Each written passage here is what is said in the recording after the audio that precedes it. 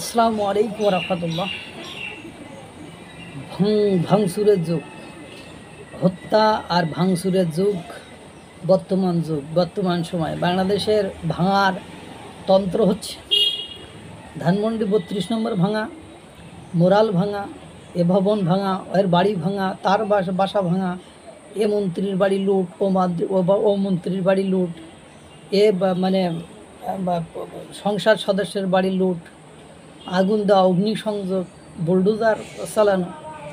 এসবের পরে এবার বুলডোজার চালানো হয়েছে শাহবাগের টিভি মঞ্চ।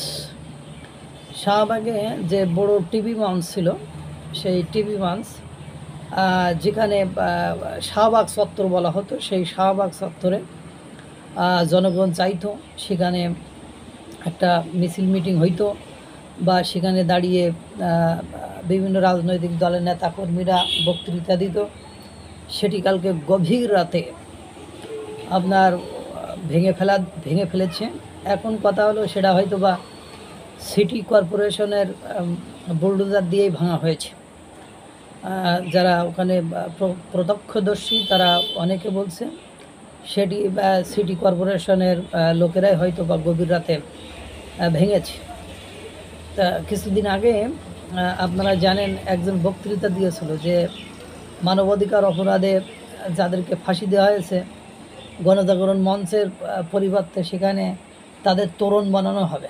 চার কর্নারে শাহবাগে, সেই শাহবাগের চার কর্নারে 4টা তাদের তোরণ বানানো হবে, এরকম প্রস্তাবনা এসেছিল। আপনারা এটা শুনছেন কিনা জানছেন কিনা সেই সময় বলছিল।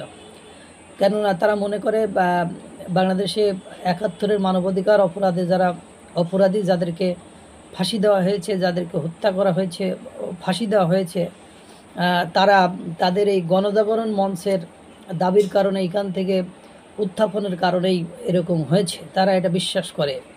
এবং তারা শাহবাগী বলে তাদেরকে অশ্রাব্য অকথ্য ভাষায় গালিগালাজও করে।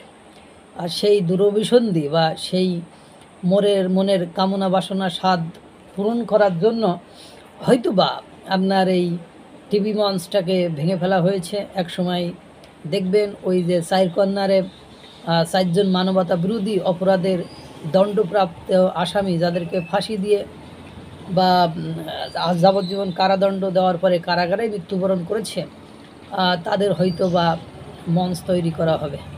বেশ মজার ব্যাপার, বুঝলেন? বাংলাদেশে যে কত ঘটনায় ঘটছে, কত কাহিনী যে হচ্ছে, সেটা মানে কল্পনা অতীত।